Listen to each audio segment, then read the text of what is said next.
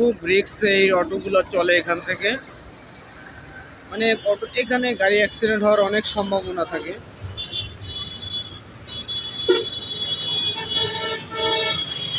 ওই দিক দিয়ে গাড়ি আসতেছে, এই পাশ থেকে গাড়ি পার হচ্ছে।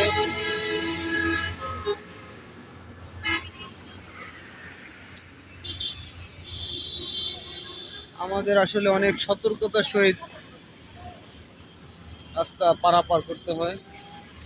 এখানে দুর্ঘটনা অনেক সময় ঘটে থাকে, মাঝে মধ্যে ঘটে থাকে।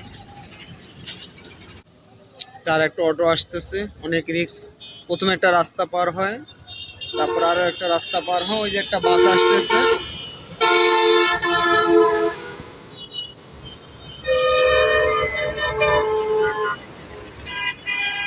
খুবই রিস্ক, খুবই রিস্ক এখানে রোড পার হওয়া।